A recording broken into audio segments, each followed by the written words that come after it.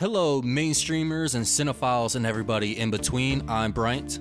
And I'm Caitlyn. And Operation Silver Screen is a go.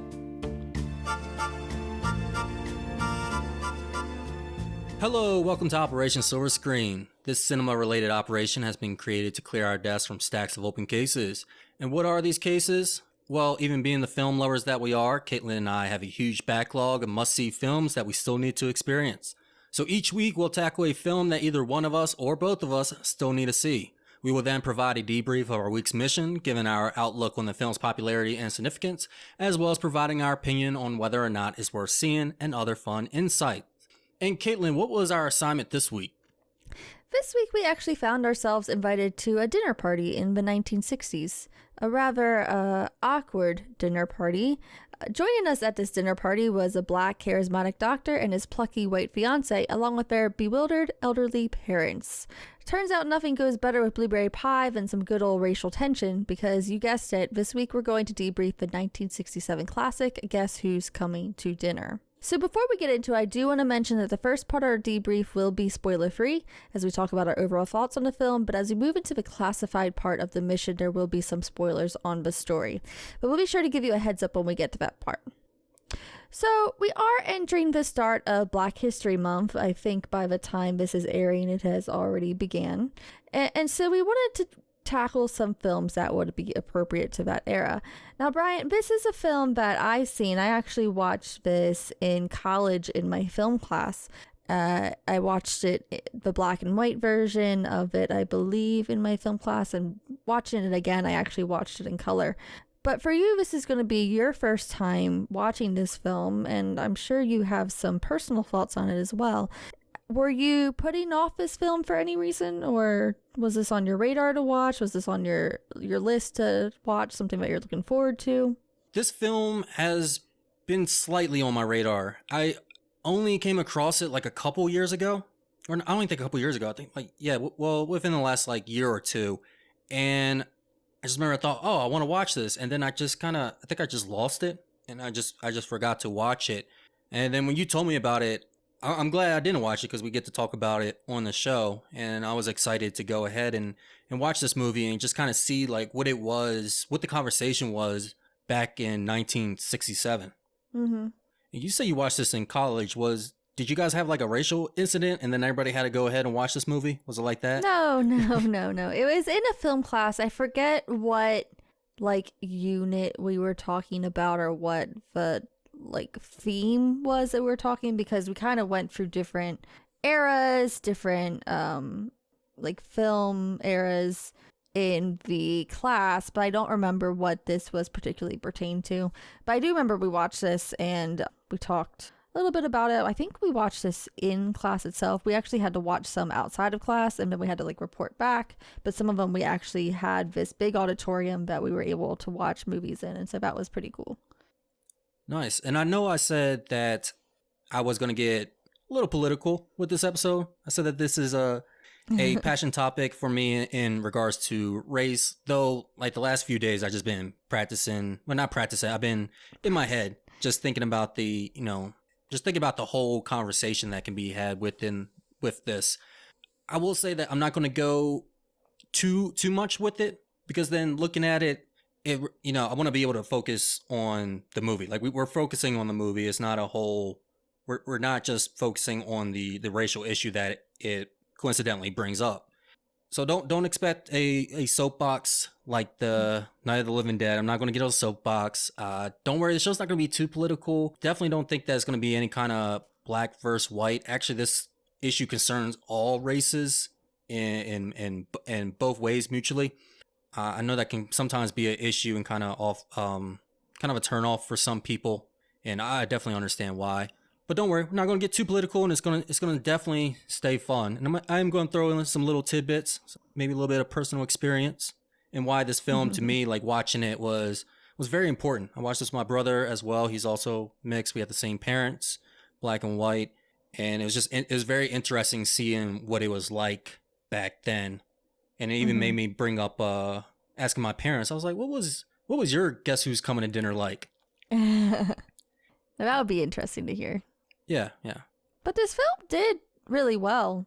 It did better than I think was expected with the time that it came out. It was a box office hit in 1968 throughout the United States and even in southern states where they thought that it wasn't going to do as well, but it did okay.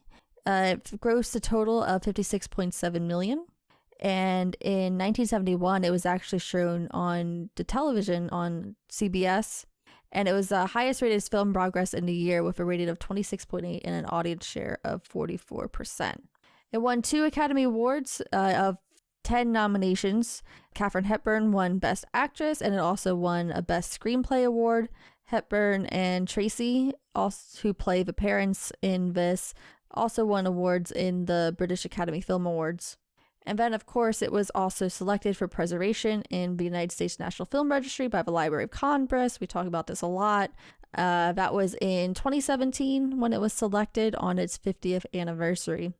Brian, what were you able to find for this film? I like how you said the television. I know, I slipped up my words. The television. The television. Like I feel like you're like that announcer on TV presenting for the first time on television. Guess who's coming to dinner? In my mind, I was thinking the CBS network, but then I said the television instead. Well, like you pulled that from the TV Guide magazine. Some people aren't going to get that one. Oh, this has a 7.8 on IMDb. It's a good score. It only had a 70% critic rating on Rotten Tomatoes and an 85% audience rating as well on Rotten Tomatoes. And I can kind of understand the low critic score. I don't think there was anything like racially against this film, but it is pretty low, actually. And it's not considered certified fresh. Did you mention that this was also in the top 100 films from AFI? No, I didn't. Yes, it was. Yeah, it was also, that's another big list, not as big as the film registry, and we don't bring it up as often as the 1001 movies to watch before you die. But yeah, the AFI has a pretty good list. I believe it's always switching around. I think so too. I don't know how often though. And you said this film just did all right in the southern states. It did way better than they were expecting. Like it changed the game a bit, and I'll talk more about that in significance. Okay, yeah. Or actually a little bit of influence as well, I think. So just to give you a little bit of a summary here, the story here follows a young girl in her 20s, Joanna, nicknamed Joey, who falls into a whirlwind romance with John Prentice, a charismatic doctor played by the late and great Sidney Poitier, while staying in Hawaii. After getting engaged, the film picks up when she brings her new fiancé to meet her parents, who are shocked upon learning that she is to wed a black man. The film takes place during a single day when racial tensions and perceptions are at the forefront of everyone's mind. John Prentice offers a proposition to his soon-to-be in-laws. If they do not bless the marriage, there will be no marriage at all. So the happiness of these two lovebirds falls in the hand of Joanna's parents, played by the classic film stars Katharine Hepburn and Spencer Tracy. So this being your first time watching this film, what were your initial thoughts? My initial thoughts, I was enjoying the movie. And I was liking the conversations that were being had. And then I was kind of wondering, though, as like the first act started to come to an end, I wanted to know, like, where are they going next with this runtime? Or we're just going to kind of pad it out. But no, they had more to this film than I was expecting. They had different angles with the plot. They bring in new characters. So it has this escalation throughout that it keeps you intrigued. So I definitely, like, the whole time I was attentive to this movie. I think a lot of the conversations are good. It's interesting to see how some can even be had today. I do think this was definitely written by someone who used to do stage plays, but it's also the 1960s and a lot of American movies were still kind of had that stage feel to them. So there are like some soliloquies that feel a little heavy and a little forced, but for the most part, things feel genuine. Almost all the words have the appropriate weight to them as well. This, it's definitely met my expectation of it. Okay. Yeah, I'm glad you mentioned it feeling like a stage play because I do think you have that kind of feel to the dialogue. But I do think that this has very good dialogue, and I can understand why it won the screenplay awards, minus a couple things that kind of sidetrack from the main story. There are a couple strange moments added in that I wasn't really too sure about, and I'm sure we'll talk about that. But like I said, I watched this in college. It's been a while since I've seen this, and I don't think I really remembered this film quite as much as I thought I did. I think that there are elements of this film and the way that people behaved that I had forgotten, but I was really surprised about. I think that it didn't go about the way that I had expected, even with this first time watching it. I think that it doesn't go too far into being stereotypical conversations. There's nuance to conversations, and there's things that are going on that have depth to them, and these feel like real characters. And I appreciated that with this. Like I said, I also watched this in black and white the first time I watched it, but I really did enjoy watching this in color, actually. I think that was a lot of vibrancy to it, which you'd see a lot with the new Technicolor versions, but I enjoyed seeing it from this angle because, I mean, obviously color is something that is a part of this film, and there's also a vibrancy of it, and I think that it kind of brings out a lot of the personalities in the characters as well. I agree with the screenplay. Some things could have been cut out. They do get a little sidetracked, and I'm kind of wondering, like, well, what are we doing here? And I think one moment was kind of set up for the again, we kind of see some things still, which is you have that epic moment where the white person or a different race than the other, they go ahead and tell off the racist. Like they have that big, yeah, I stuck it to them. But other than that, it does feel very genuine. What I think really helps out with the screenplay is that the way they introduce the characters and the thoughts that they have are not from the angle that you expect. First off, the parents are liberals, and they believe in non-segregation. They believe in equality. They don't have anything against Sidney Poitier, who is black. They just have something against, not even against the relationship. They have more concern than anything. One thing I found really interesting about that too is how genuine that is. Because talking to my parents, which I didn't talk to till I became an adult, like later on, like mid-20s or something, because just growing up in my life, like I never thought about it because my family was just my family. It wasn't until I think somebody says something, I was like, oh yeah, wait a minute. I was like, you guys being together, that wouldn't have been like totally cool with everybody, or people would have had concerns. And I found out like the biggest concern with coming from both sides was just how people were going to retaliate and like actually being concerned for safety. And we're talking about the late 80s. So I can only imagine 1967, like how bad it really was. And it's something that's still an issue today. I mean, I've definitely heard people talk about issues of that, and people still have a lot of preconceived notions and prejudices when it comes to interracial relationships. And so it's something that I think is timely. Yes, and it's not coming from one side either. That's another thing that I like about this.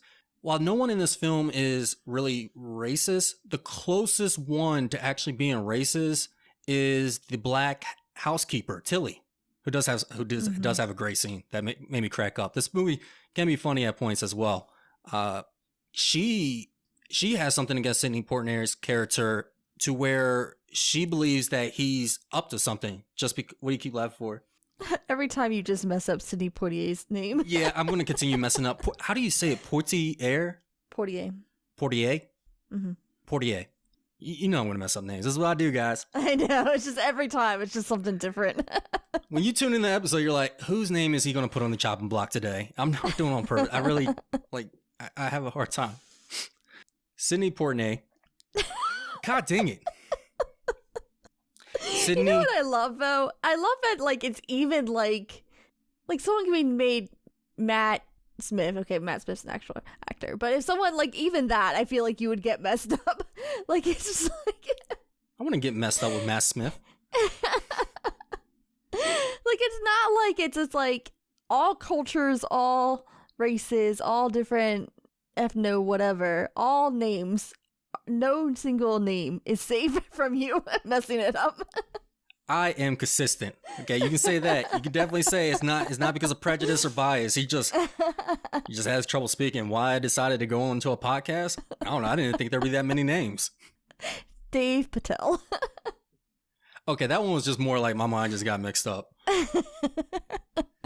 This is like I can pronounce Dev and Patel. Sidney Poitier. God dang it. Sidney Poitier. Poitier. Watch, I'm Sidney pronouncing it Poitier. wrong this whole time. Sidney Poitier. I think you've also noticed, like, I've been trying to go through it real quick. I'm just calling Sydney for this show. We know each other. Good old Sydney. Where was I? So Sydney, she doesn't like Sydney because she feels like he's up to something because he is black. She doesn't even believe that he's a real doctor. She thinks that he's just trying to become something that he's not, become above himself is literally what she says. Above his station, yeah. Yeah, and it's, you know, it's hard to see that, you know, especially with like the interracial issues. Like you already have so many issues outside, but then there's this combativeness inside as well. And honestly, that and that's why I said, like, this issue just isn't black versus white. This issue goes both ways. And when it comes to interracial relationships, at least with my parents, mom being white, dad being black, the most people that they felt retaliation from, or not felt, they dealt with retaliation from, were the white men and the black females. Everybody else was all right. And it's still kind of a not even a stereotype. It's still kind of an issue now within the black community, in certain areas, not overall, but in which black women, they get mad when black men date outside the race. They think that that person thinks that they're too good for them, or they think that they're traitorish, or that they wish that they were white. They have something against it, and it's not that. So again, like, it's interesting to see how still timely this really is. Yeah, I feel like I've come across several white women who have made comments like, oh yeah, my parents would never accept that. And it's like, okay, are we really living in 2023 right now? But this is still a thing. But yeah, it definitely is. Oh wow, I never had any of those comments. I mean, I hear that a lot. I've come across racism, but not like anybody talking about my parents being together. I mean, my moms have also gotten a lot of comments as well. Hey, but they stuck it out. We're here. You guys got a podcast. Look, see what it produces. But yeah, I think that makes for more of an interesting conversation than just having the parents be conservatively racist. Because I mean, there's like, we already know what to expect from that. So having this complex angle, you develop more interesting conversations. And same with the housekeeper. You could have had her be like completely supportive of him, and again, we would have had, right, predictable conversations. Yeah, I wasn't a fan of the housekeeper just because I felt that her role was a bit stereotypical. I think that she filled kind of a stereotypical role for black women in film.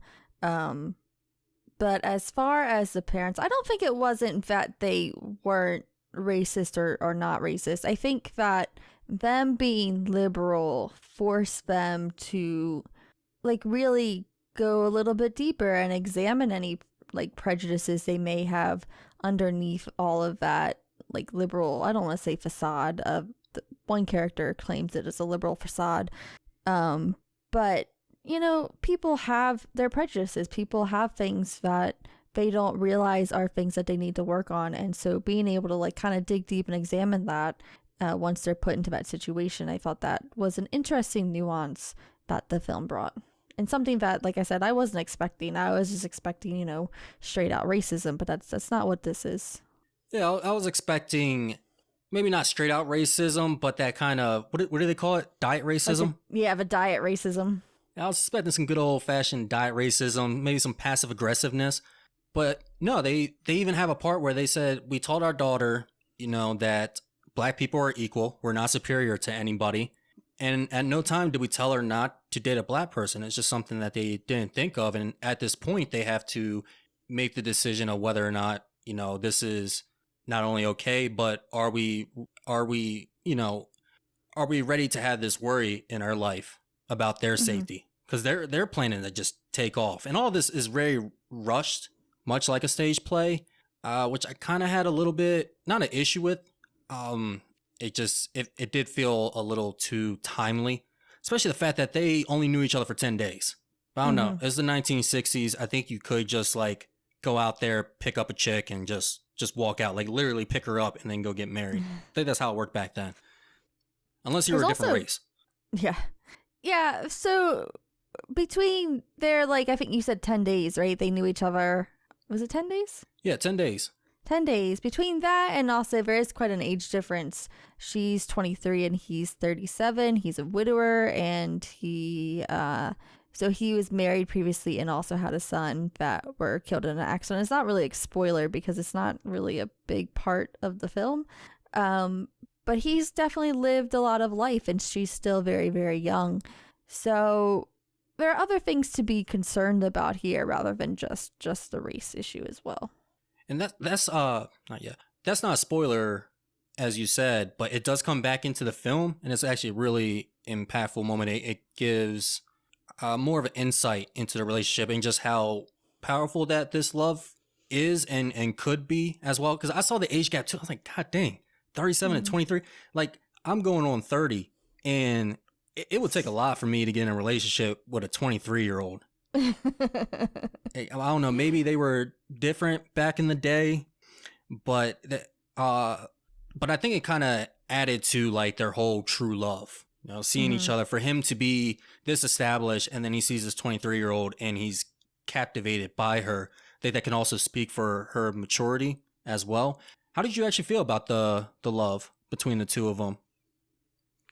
I felt for Sidney Poitier, I felt that he really loved her and had these emotions for her, but that's all in his acting, not so much hers. But it's not really her fault either, and I've read some articles and things that talked about how she didn't really have as much to do in this film. She had a monologue towards the end where she really got to say her piece, but it did end up getting cut from the movie. So for me, she was a little bit naive. I think that she was a little bit overly optimistic. I think one of my first notes that I wrote when I was watching this film is, why does the significant other always insist the parents will understand and be fine with the situation? Because it's always like, oh yeah, they're cool, they get it, it's fine, it'll be fine. And it's always like that naivety that kind of drives me insane. Yes, but when you learn the way that she was brought up, I can kind of see her thinking with it. Granted, yeah, she should have been, unless she's really been sheltered, maybe she just didn't get into the outside world and see how everybody else reacts. But like the parents said, like, hey, there's no segregation, it's all equal. Yeah, I mean, she's also young.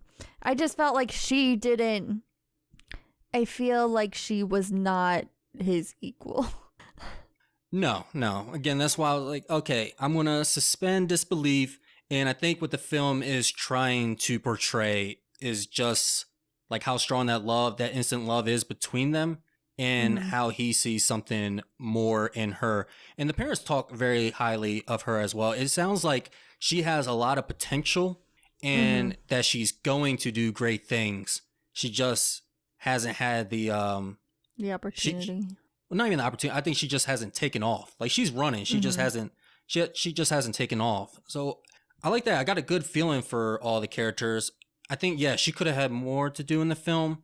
I'm thinking maybe they just wanted her to be a little bit more of the, you know, kind of with the emotions and the romanticism, while everybody else is dealing with the serious issues. She kind of brought a lightness to the film.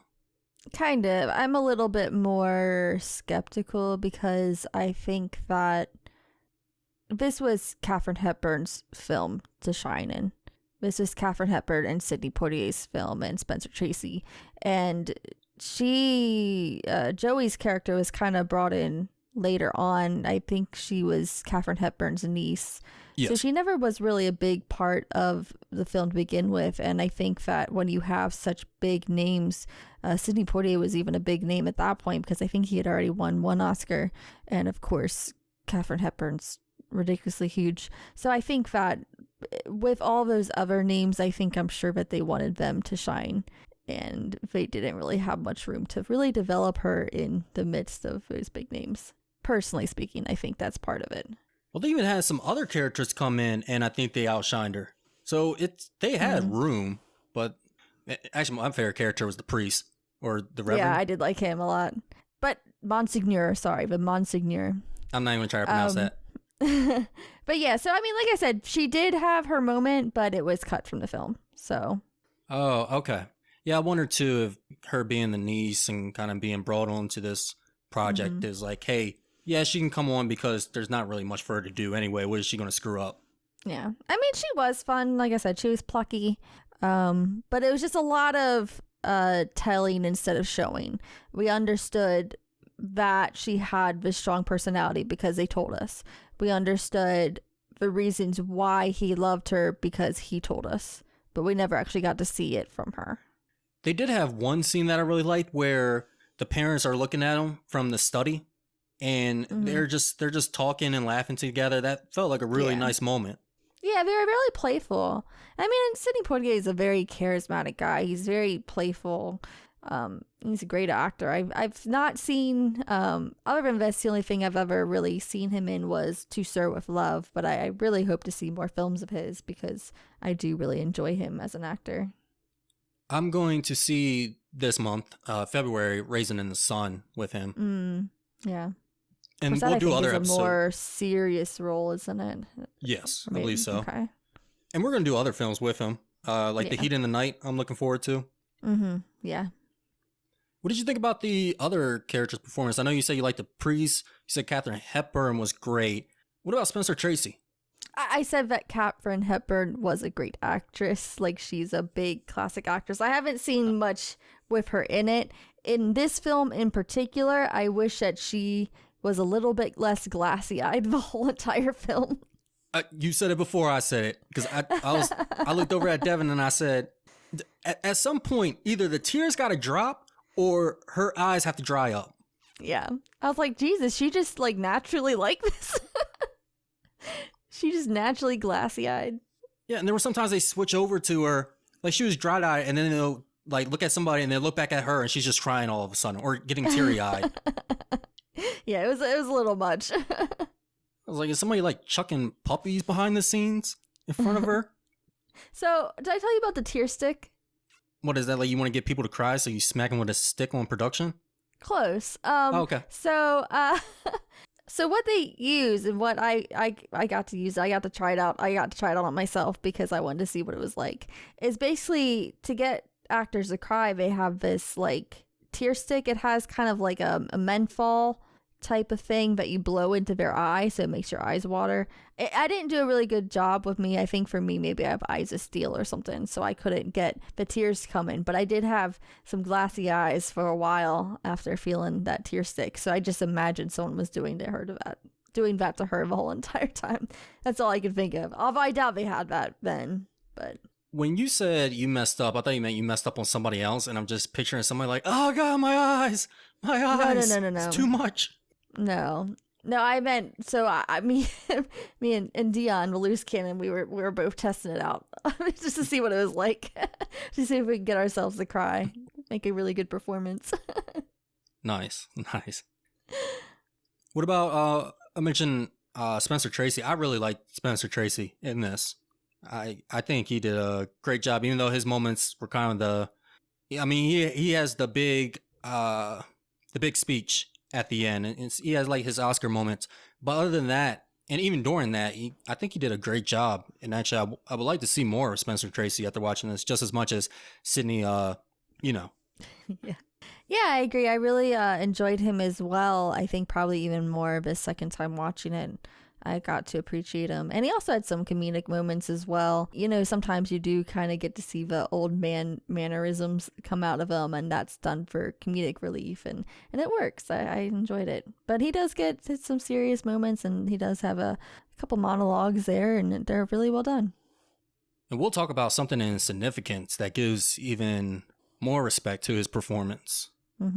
Yeah. I saw some criticism for this, saying that it could have been heavier handed, which I did see that as well. I agree, it could have, but I don't think this was really the time for it. I think this was a nicer approach. This is kind of, easing it in before we get into like the real big topics. And plus, it's less of a risk. You don't want to be the first to do this film, and then you take too much of a risk, and instead of taking a step forward, you take a step back. Yeah, I think that one criticism that I can agree with was that Poitier was very palpable to white audiences, and I wonder what it would have been like if they had framed him a little bit different, his character. He actually got that criticism throughout his career for a little bit, which is why he tried to break out of it, and he did some directing. But yeah, he does get the guess what I call the Tyler Perry treatment. Explain.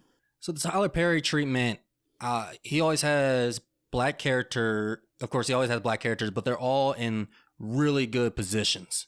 Like they're the top of some company. I think one of his films, I forget which one it was, but the guy was like developing a battery that could run itself, like some crazy sci-fi thing.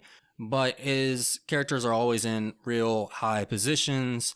They always live in real nice places, always very well dressed, which I always wondered when I was little. I was like, why does he keep doing this? And it wasn't until I got older that I was like, okay, he's trying to go against what is normally seen for the black community. And I get that and I respect that. But yeah, at the same time, like you said, it's too, what's the word you used? Palpable. Palpable, yes. Yeah, so the director and I think the writer as well, I know they wanted to make sure they stayed away from any bit of stereotypes, and they wanted to make it clear that, like, this is basically the perfect man. Like, there could be nothing that the parents could find wrong with him other than him being black. So I think that it was played well. I don't really feel like he needed flaws in this film, but I can also understand the criticism that was given for that. I can too, especially, like I said, this could have been heavier handed. And I think that's one of the things that could have made it heavier. But at the same time, I think it's also a nice look as well. So it's I don't think going either way is bad, but I don't know. I think I agree more with the approach of making him very, very successful and very well put together. Yeah, and I do agree with you when you said that some of the heavy-handedness, I don't know that it was the right time for it. I feel like I agree with you that racial tensions were so intense that they did have to play a little bit of a safer hand, which I can understand. And I think it throws some people from a loop, maybe not the characters in the movie, but the audience. Maybe it they're like, whoa, wait a minute. A black person can do all that? And then it starts questioning, well, if they can do all that, like, now their image, what they thought was the norm, is no longer. And I think it kind of brings up, like, okay, well, if he was like this, would you allow him to date your daughter? Mm-hmm. Yeah. Because they already seen the other image. Everybody's seen the other image. Everybody has the stereotype in their mind. So, hey, here's a new image. Here's something else to put into the conversation. Yeah. I do think it went a little bit far when they were talking about, like, their sex life, though. Oh, of how good of a man he is that he hasn't he hasn't touched her. Oh, I thought that was nice. Well, in regards to it going against stereotypes, like sexual stereotypes, and oh, okay. I felt like it was a little bit much. Like, oh no, we have to keep purity here. I do think that they could have shared another kiss.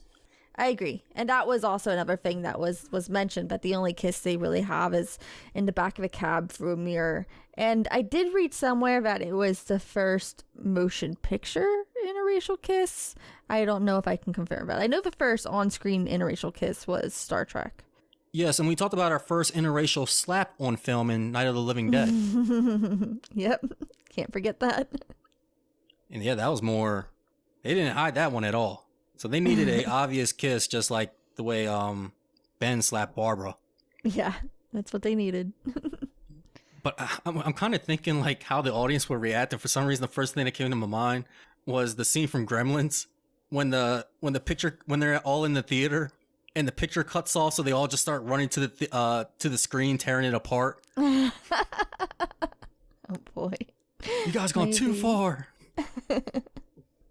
Just a joke. I don't believe it would actually be like that. Is there anything else you have to say for your opinion? Last thing, I do like how they mention children as well and bringing children into the world. Mm-hmm. Yeah, because I mean, during that time, of course, it would be something that they would need to think out and they would struggle with, and I think that's a real concern. Yeah, and of course, the children are going to have less of a defense than the parents are even going to have. You're talking about we're going to send them to school and then we're going to go to work. Yeah. That's actually a worry my mom had when she sent us off to school. She just asked me about it when we were talking. She said, I know you guys came back home with some issues with other kids. She said, I never knew if it was because of that, though. It was because of a racial issue, but we'll talk about that in Boys in the Hood. Okay. So what were you able to find about the influence this film had? I know that there has been a lot that has taken from this film and been influenced by this film as far as other film properties. The first thing I noticed, and not just because it's my second favorite film of all time, but Get Out. Mm-hmm. I noticed they had a scene where they're being served tea at the table, and the whole setup is like the tea serving scene in Get Out. Not the when they're hitting the spoon against the glass, but when the housekeeper is pouring tea for them, they're talking at the lunch table for the first time outside. That felt a lot like that scene from Get Out. And then also the woman, Joanne, didn't see a problem with bringing home a black man. Like, they didn't need to get the parents' heads up, while, just like Get Out, he's like, hey, you should probably give your parents a little heads up. Why? They're liberals. They voted for Obama. That's the one. He says something. Spencer Tracy was complimenting Sidney Poitier's the way he does, not the way he does, how well black people dance, how they have rhythm. And I was thinking, I feel like if this was nowadays, he would say, I voted for Obama twice. Mm-hmm. I felt like that was the exact same moment. Which, by the way, that's another conversation that actually is still topical, because I believe it was last year there was a controversy revolved around TikTok and white people receiving fame and endorsement for doing dances and music created by black people, and those same black people not receiving anywhere near credit for it. Mm-hmm. Okay, yeah, I do know that's a conversation. Another possible influence or something that I saw sort of like this. There's an episode of Fresh Prince. Has a Guess Who's Coming to Dinner. Now the roles are reversed. One of his family members, I forget who, but it's a black woman. She brings home a white man. And I remember because the joke around it, everybody was like, well, he's tall. Yes, he's very tall. And what they're trying to say is that he's actually white. And I believe one of the characters does say, it was like, I don't know if anybody else recognized it, but that dude's white. Any references to films or TV you saw? Yeah, I definitely saw the Get Out, and I did hear about the French Prince reference as well. There was a The French Prince? The Fresh Prince. I'm pretty sure you just said French Prince. It's possible. Get on me about Dave and Dev. Yeah, I mix up my words a lot. I do. That is my downfall. But there was a remake, and I say that in quotes because it's not really a remake, called Guess Who, starring Ashton Kutcher and I think it was Cedric, right? No, wow. No, sorry, it was Bernie Mac, right? Yeah, Bernie Mac. Bernie Mac. You got it. I won't get on you about it anymore. You got it. Bernie Mac, and Zoe Saldana, I think, was the daughter. That could have been right. Yeah. Bringing home her white boyfriend to meet her family, so it's kind of a switch there. And then also more recently on Netflix, just premiered this month, was a movie called You People, which is about a black woman bringing home her white Jewish boyfriend to meet her family, Eddie Murphy being her father. But both of those films, I've not heard good things. I actually just watched some YouTubers that me and Bryant both follow is Double Toasted. I actually just watched their review of You People, and they made a reference to Guess Who's Coming to Dinner. So Oh, I haven't watched that episode yet. I'll definitely look forward to that. I don't plan on watching the movie, unfortunately. Just from the trailers, I didn't find anything really funny. I found some good things in it, but yeah, from what I'm hearing about it is what I expected, which is unfortunate. Mm-hmm. I love Eddie Murphy. Just wish he had better roles. Yeah.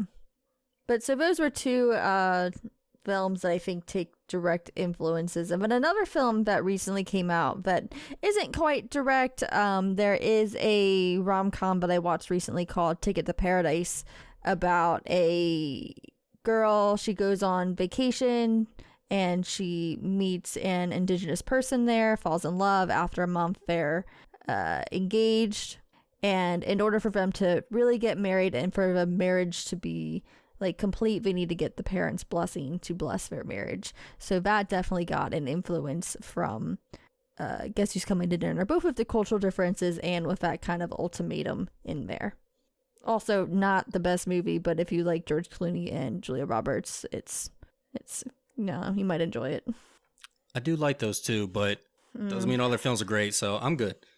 I'm not a fan of these whirlwind romances. You meet each other for 5 days and all of a sudden you're in love. Yeah, neither am I. Yeah, I'm glad that this film didn't focus on it too much. I could like suspend my disbelief a little bit more for this film, for Guess Who's Coming to Dinner. In addition to those movies, a TV show with the same premise in 1975, but I don't think it ever went anywhere. No, it didn't.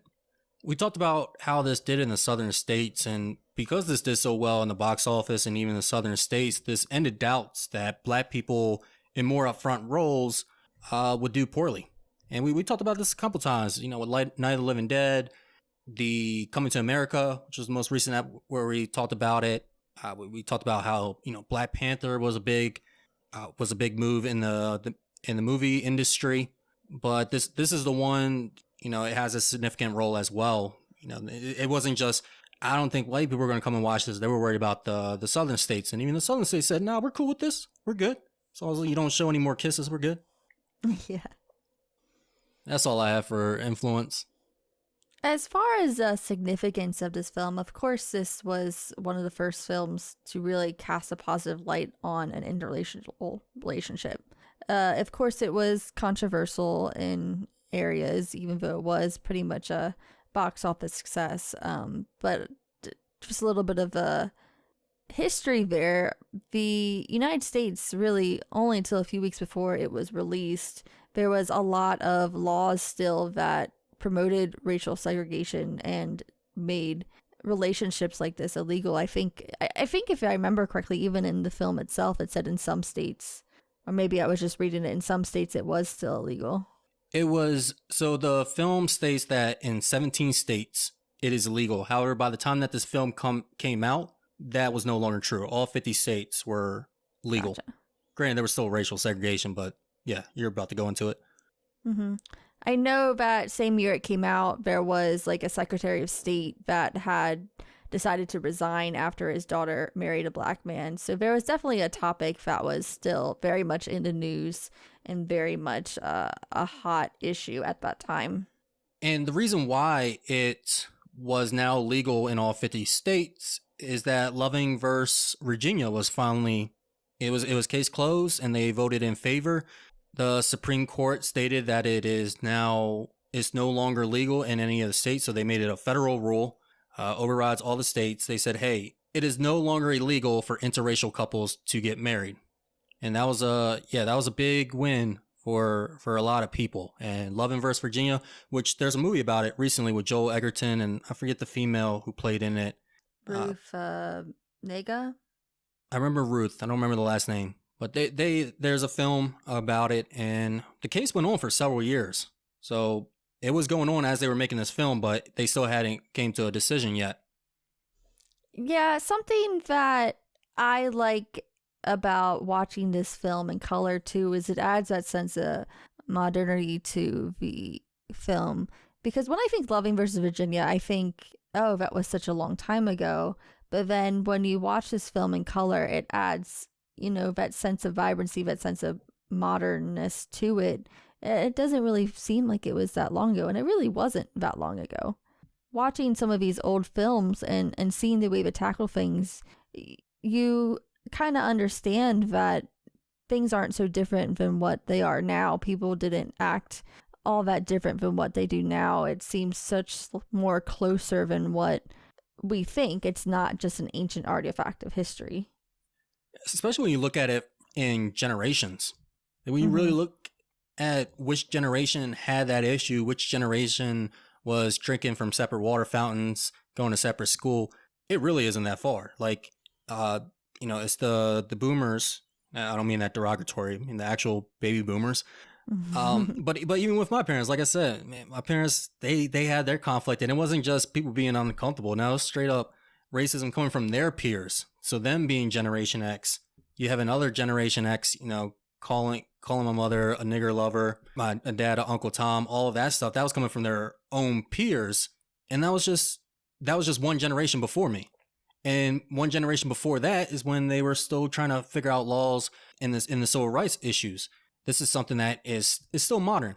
But I will say that, like, how fast we're going is pretty good. Because if you think about this, like, and it wasn't just America. I mean, all over the world. And I think, I'm pretty sure in other places, it's probably still illegal for interracial marriage. I was reading about how South Africa, there was this big case they had with somebody in interracial marriage, because he was like a chief within the elders, and the elders had an issue with it. But anyway, you gotta think, like, all these issues, they went on for millenniums. Like, so not all of that's just gonna disappear in 50 years. Like, I wouldn't even expect it to. Like, I'm not even upset that we aren't moving faster, that we're not done. Like, I understand. But I think the rate we're going, like, it's gonna be done. Maybe not in our lifetime. I mean, I think with my brother, he didn't see as much him being Generation Z. I think by the time Generation Z, I know we give them a lot of crap because they're young, they're dumb. But once they get into power, and I think it's going to be a really different world. I hope so. I'm not sure that I fully have that sense of optimism, but I would definitely hope so.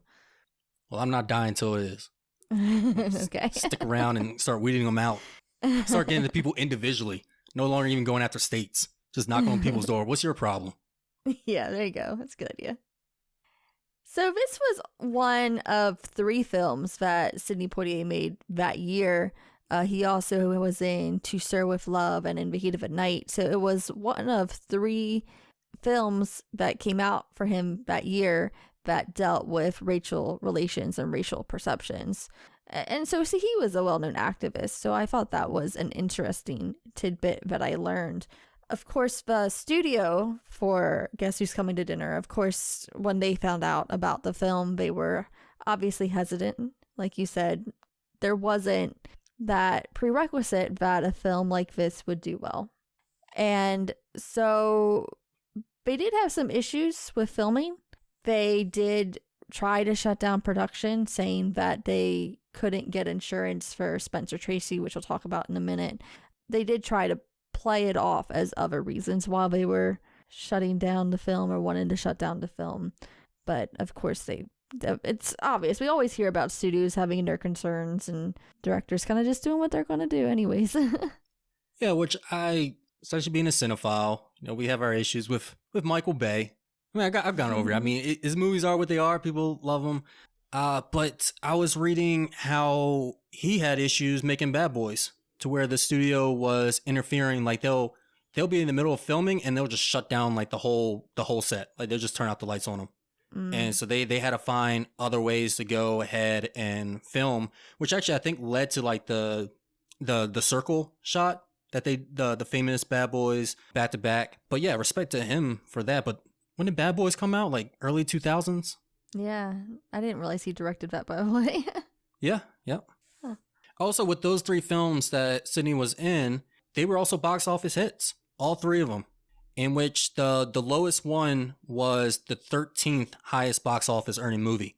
This one right here was the 4th. Wow. Right above it was Gone with the Wind, which I heard is actually has some racism in it, if not diet racism.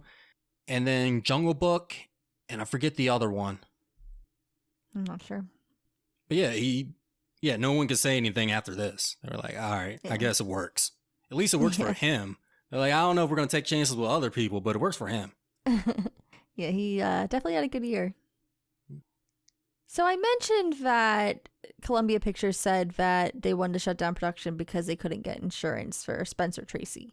And so as far as that goes, the reasoning behind that is that Spencer Tracy was very, very ill at the time of filming this. But both Katharine Hepburn and the director, Stanley Kramer, agreed to put their salaries in escrow in case Tracy couldn't finish the film and they would need to get another actor hired.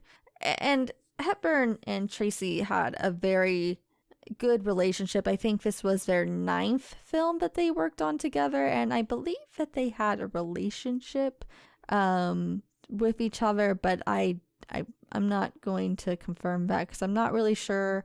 And if it was something that they weren't super public about, but that was just something that I had read. So don't hold me to that. But it was the 9th time that they had been in a film together. And Tracy unfortunately did pass away 3 weeks after filming was finished, which is very sad to hear, especially after such a great performance. And Hepburn herself never actually watched the film because it was just too hard for her. It was too difficult for her to watch that with him in it. When I found out that, I was completely surprised because you don't see it at all in this film. No, you do not. And he was having a hard time. I know that they had to pause and give him some time and space because he was in pain. He was really struggling. But you're right. You don't see it at all in that performance. Yeah, he must have made a deal with somebody out there with death and be like, hold up, just 5 more minutes. Just let me get this. Because we talked about recently there was somebody else who was very ill on set in Godfather Part 2. And the one that was actually, like, he brought in his illness to his character. And you kind of, you see it because he is playing an ill character who the actor is actually ill. So maybe that's why, but... I'm sorry, can you refresh my memory? So the one that Michael Corleone was working with, but he knew he was going to get betrayed. I think his name was Henry or something. Oh, yes. I don't remember his name, but I know what you're talking about. Mm-hmm. But just to see the performance that he was giving here, like, there's no inclination that he is sick at all. And not only is he giving a good performance, he's not just walking through it. He's not sleepwalking it. He's really giving that Oscar-worthy performance. Oh, definitely. Is there anything else you wanted to add for the significance of this film? Just how well timed this was in events that no one could have predicted. Like, you had Loving Virginia just finished that year, and racial tensions were, of course, high, but Martin Luther King was assassinated the year after. Okay. And they actually, while this film was still playing in April, they cut out a line because they make mention to MLK in the movie. Mm-hmm. When they said that line too, I thought, wait, is he still alive during this point? That's another thing that I sometimes forget is that how, like, what year MLK was alive. Mm-hmm. Like, yeah. Because again, you see the black and white speech that he does. You're like, oh man, what was that? Like the 1890s? Mm-hmm. Because isn't he and Anne Frank like the same age or something, or they were born the same year? Well, yeah. Yes, yeah, I heard that. I've heard that as well. Yeah, they were born the same year. Yeah, which is crazy to think about. So, who would you recommend this film to? I would recommend this to a general audience. And I would actually continue recommending this to a general audience. I think as we go further down the line in generations, it's just one of those films to be interesting to see. Like, it's a good retrospective look at how things were.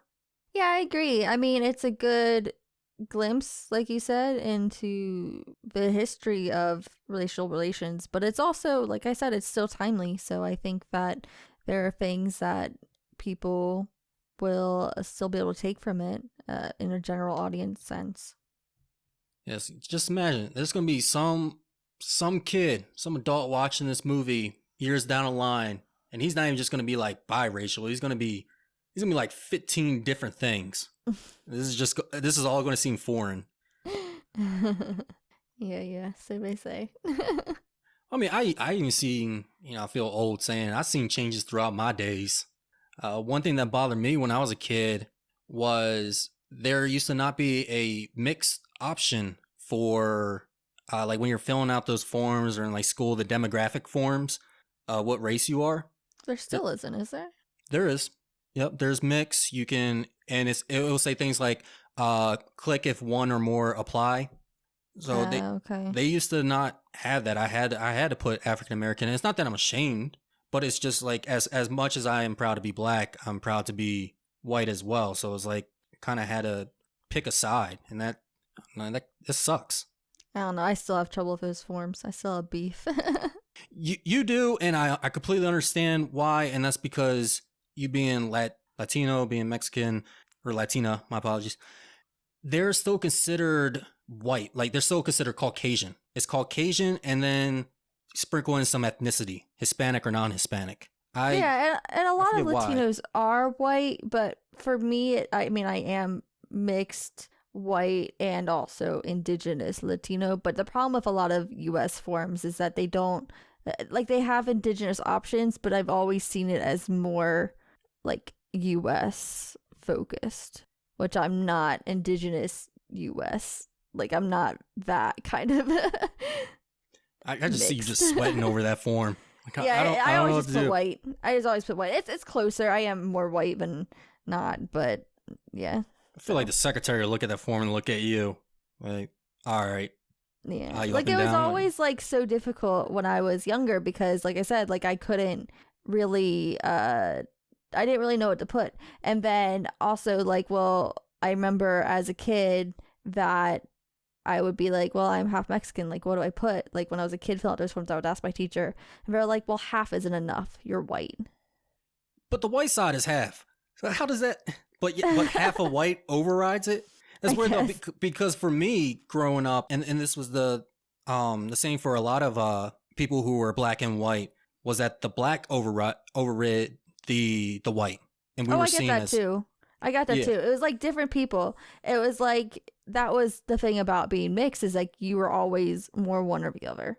You were never both. Yeah, and it really, honestly, it does. You can say, I'm being dramatic or whatever, but it does cause some identity issues. Mm-hmm. Oh no, it absolutely does. Again, I'll talk more about it in Boys in the Hood episode. Mm-hmm. So let's go ahead and move into our classified portion of our podcast. This is when we're going to be talking spoilers, some light spoilers. There's not too much to spoil for this film, but there will be some spoilers. So if you haven't seen this movie and don't want to be listening to that, just go ahead, pause us. We're not going to get offended. Go watch the movie, come back, and take a listen to what we have coming up because we're going to be talking about does it hold up as well as our overall rating and final comments for this film. So as far as spoilers, I want to talk about some of these moments that I didn't like in the film. Some of these moments where it just kind of felt like a weird diversion from the film. And the number one for me is whatever that dancing scene was between the delivery man and Tilly's helper, Dorothy. I don't know why she was even in the film. It's just this like attractive young woman who's in her disco garb meets this delivery guy at the door and they just start dancing. They're having a good old time. And I don't know why that was in the film. It's to show how groovy they all are. Because even when they go to the ice cream place, all the kids are like dancing and the trucks and everything. I'm like, is there just music just playing over this whole town? What the heck is going on? Like, there was so much attention to those two characters for no reason. They never come back up again.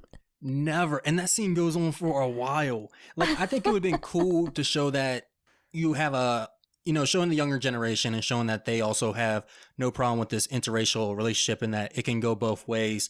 But they could have just like met outside, like, hey, how you doing? Hugged, maybe did a little shrug since, he did come up dancing, do a little quick 1-2. Now they did like a 1 through 20. I have no idea. Yeah, those scenes were like, what is this about? I mean, yeah, I get it. 60s were groovy, but god dang, was it that much? I missed out. Like, I thought that there was, I don't know, I thought she was going to come back in and there's going to be some kind of tension or something. I don't know. I don't understand the point of focusing on them. No, if the 60s were that fun, hey, despite the racism, I'll go back. What did you think about the ice cream scene? That's the other one I thought, this can be cut. Only thing that it provided me is, I want to try some Oregon boozeberry. Yeah.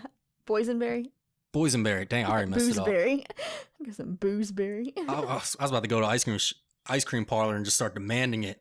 Like, give me the boozeberry. I know you got it. Sir, we don't have boozeberry. You mean boysenberry? No, boozeberry. I had an enjoyment for it though, because when he's asking the waitress, like, you know what I like, give me that one thing, the one thing I had last time. Like, there's so many people like that. And it really kind of showed, like, okay, this is an old man and his old man ways. Yeah, he came up from a small town. Oh, she knows me. First of all, like, is this like his mistress or something? Does he know her? that was funny. I think they did it a little too much. That same joke, because she does come back and she's like, all right, whatever. Yeah. Yeah, I think that scene could have been cut. But then the part directly after it when he, like, hit the car behind him because he's a reckless driver. I think that part I wasn't really feeling. I felt like they were trying to say something, but they didn't go all the way with it. Yeah, I agree. Like, I was like, are you trying to show that he still has a little resentment in him? Because, I mean, sometimes we see that. Sometimes we don't see the actual, like, racism somebody has until they get angry and or drunk. Mm-hmm. Yep. Or when they're in private company, which is good now that video cameras exist. Yeah. So I agree. I think that it held back for that. And then another part of me was just wondering if they were just trying to add more Black characters in just so that it would have more, which I didn't really understand because we do get to see his parents later. But between the car driver and Dorothy, who's the one dancing, I wasn't really sure if they were trying to do that or not. I don't know. I think at a point, well, I think if you look at the film, it's probably half and half. I wonder if it's perfectly half and half, and that's why they put him in there, is just to get that symmetric, symmetry in there. But yeah, his parents show up. You have Tilly as well, Dorothy. Yeah, and I don't think I would have thought about that if it didn't make the line from the Monsignor that, like, oh, I need to come to dinner so that the whites will be equal to the amount of Black people. Like, because it made that line in the film, so then I was like, Yes, which is another reason why I love that guy. He was funny. I did like him. Yeah, because he reminded me of the type of dude that he's old, he's seen it all, and not only is he's very tolerant, but he just doesn't care. Like, when he just starts telling him off, he's like, hey man, you're one of the most well-respected people, but I will drop you in a second if I could. And then he tells him that later in the scene, and because also he's like a couple bourbons in as well. Yeah. There's a point where he's like about to get him a drink, and especially Tracy catches him, so he's like, whoa, never mind. You've had enough. The priest is like, I mean, the reverend, I think it's safe to call him a reverend. I think he's still... Yeah, I think he's a priest. Yeah. He's a Monsignor. A morning star. Oh, it's different. That's something very different. But he was just chill. Sometimes I felt like he was just like... Because when he was reiterating what he said to Spencer Tracy, when Tracy was like, and you said all this to me, I just felt like he was over there in the corner like, that's right, I did. I meant every word of it. What did you think about John's parents? Accurate. I don't know. It just felt, it's like exactly what I was expecting. And the same with Joey's parents as well. But yeah, I like how the two mothers share the same thoughts. And I like their moments together. I like how the screenplay, which was written by William Rose, I like how they were able to split up the characters and we got some more one-on-ones. I like how there was a lot of direct conversation. There were sometimes they were sometimes hesitant to say what they needed. And I was like, just spit it out because this is just getting like, it's just about to get worse any second. So I really like the addition of the parents because like I said before, I was wondering where this film was going to go because I thought, man, we're about to be done in like the next 20 minutes. We're just going to watch them eat dinner? But no, the parents show up and they have their concerns as well. And it's interesting to see that their concerns are not only aligned, but pretty much similar to Joanna's parents. Yeah. I thought it was interesting to see that take as well because I don't think I was expecting that when I first saw the film either, that they were going to have a role. So it really added different perspectives. Different perspectives, but the same perspective at the same time. I really like Sidney's kind of Oscar moment when he's talking to his father and going at him. I was like, I don't think this is really necessary and this adds anything to the overall discussion. But what you're saying, I really like. Yeah. And the performance is great. So I'm like, all right, hey, keep it in. I don't know what this does for everything, but I like the whole, hey, I may be a child of you and you may have done a lot for me, but I don't owe you. That's something that you had to do. Yeah, that was a good moment. And it was something that I could understand why it was in there because it felt like something bad had been building up for a while, and this was just like some kind of tipping point that pushed him over. Yes, especially when he said you don't own me, and that's what he was working up to. So actually, I will say, yeah, that's when it wrapped back around to what he was going to do, because he didn't care about what his parents thought. He was going to get married, but he was concerned for Joanna and Joanna's parents and destroying that family. But he was okay walking, if he needed to walk away from his family. Yeah, and that was something that I liked as well for him, and something that reminded me a little bit of you, actually, you and myself. It's very much, we talked about how you can let emotions make your decisions, but he was also being very logical, and what he was saying may have sounded harsh, and it's not that he didn't love her, but he was being very practical about the situation, because he's right. If they don't bless it, then that's going to be a problem for them along the line. And he was being very open and honest, like, I don't want this problem. Obviously I love her and I want to marry her, but this is a problem that like isn't going to work. Yes. And yeah, that would be our thinking. Yeah. And it is a no-win situation, because even if they didn't bless it, the daughter's not going to be happy either way. Like, if they didn't bless it and she still married him, that would be a hindrance on their marriage. If they didn't bless him and she didn't marry him, then she's going to hold on to that against her father for the rest of her life. So there was no outcome if he hadn't blessed it that would have been a good outcome. I think what Sidney was able to see was further into the future than Joanna, especially her being young. Yeah. Being 23 and say, I don't need you parents, I'm gone. You really don't. I think sometimes people don't really appreciate that relationship with their parents until they become older. So she may have hated Sidney for that short period, but she would have probably got over it, probably found somebody else. But that relationship with her parents, that could have ended it all. And she would grow up in that moment, where she really does need her parents. She doesn't have them, or she doesn't have a support system, and now it's all on Sidney as well. Yeah, I mean, it was very logical and a good way of thinking, I thought. Yeah, I agreed with it. I mean, I wish I didn't agree with it. Like, I wish it, like, I would hate to have to do that, but yeah. I agreed with it. But I think by the end of this film, you really think that this couple has a chance to succeed, and that's a good thing. I think that in some situations, they might not have a chance to succeed, and I think that was not to spoil you people, because like I said, I haven't seen it, but I know that one of the complaints for that film is that at the end of the day, you don't really feel like they could succeed once the credits rolled. But I think for this film, you definitely can see that. You could definitely see that. I mean, like, I feel like, yeah, they're a power couple. So when she said that she's gonna have kids and they're becoming the president and they're gonna have a diverse administration, I said, all right, yeah, maybe so. Which actually somebody did during this time.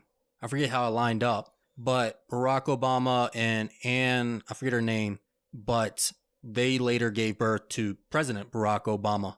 But they were alive during this time, and that was an interracial relationship. Okay. That's interesting. Reset.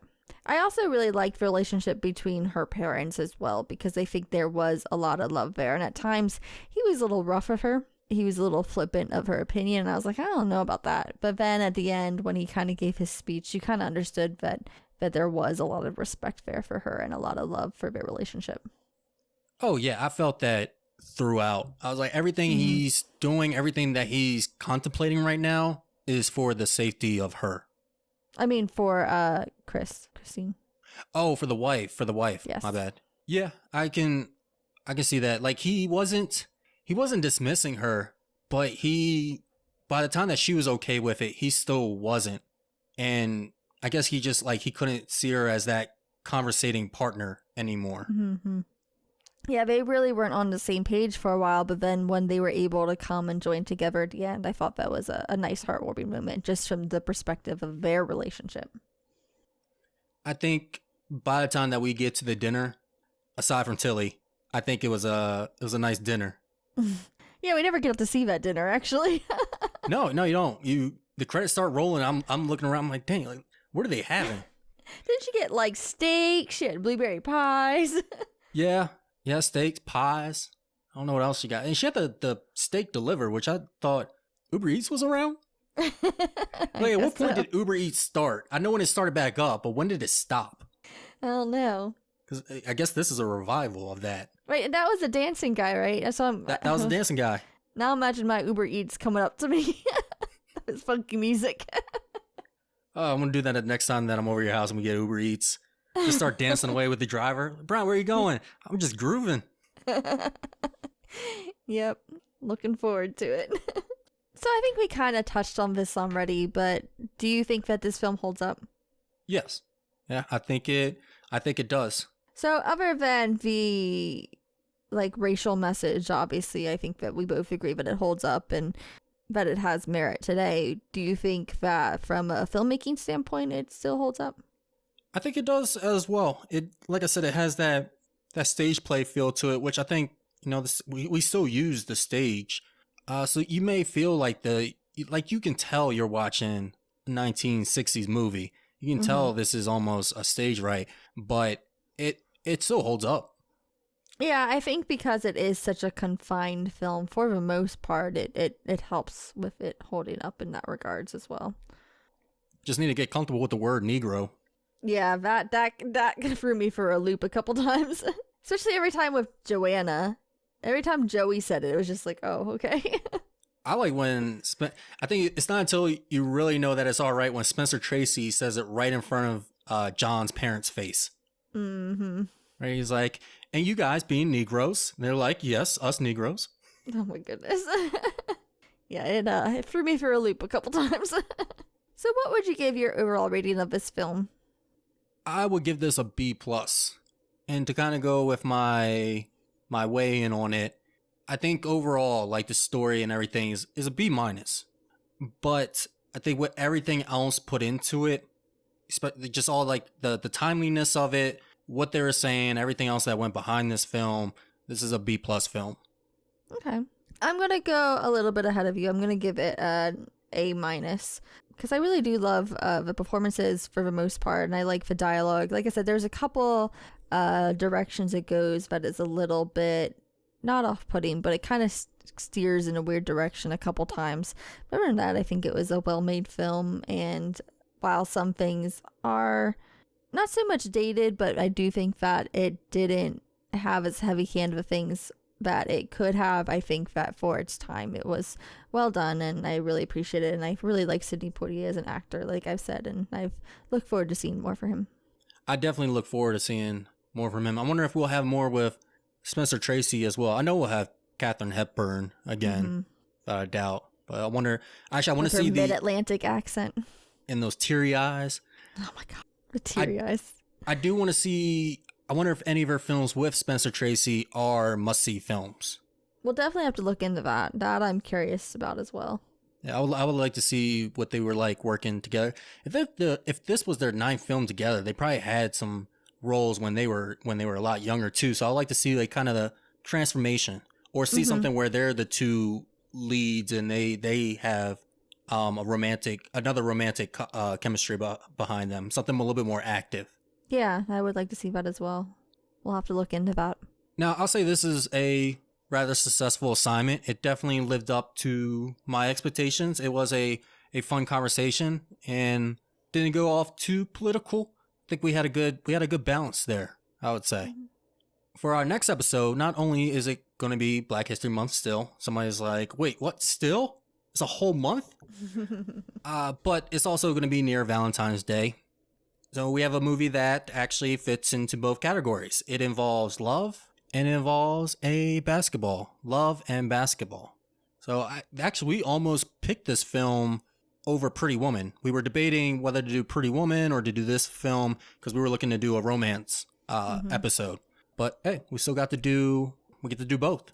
Yeah. And this is a film that neither of us have seen. Nope. I've heard a lot about it. I know it's a very beloved film. I haven't heard anything. Really? Yeah, no, I haven't. Huh. Like not even like for me it's like I remember like in high school people always talked about it. I probably did, but because the title is very simple, It probably just hasn't like sticked in my mind. Ah, okay. While we're in HQ dealing with that assignment, Caitlin, where can they find us? You can find us on Twitter and Instagram at OpSilverScreen. On Facebook, we're at Operation Silver Screen, but on Twitter and Instagram, that's Op Silver Screen. You can also find us on our personal letterboxes if you want to see some other films that we're watching throughout the week and see some reviews for films that we might not talk about on here. You can find Bryant at Swake Seal, that's capital S, and you can find me at Coffee Spoon Kate, that's Coffee Spoon CAIT. Yes, follow us on our letterbox. I'm doing my reviews now. I've actually just did a 2022 movie last week for my Thursday movie night, and I'll probably continue to do the same, or at least try to get one 2022 movie in every week. So go ahead and check that out. And Caitlin will be doing the same, actually, because we both have to get ready for our episode in March. Yeah, when we talk about our own Operation Silver Screen Awards episode, when we talk about the best of 2022, so you have that to look forward to. But yeah, I still have some I need to catch up on. I have watched a lot from this year, but there's still some more that, well, a lot more really, but I still need to watch. So be looking for our reviews on Letterboxd from those. Till the next assignment, I'm Bryant. And I'm Caitlin. See you.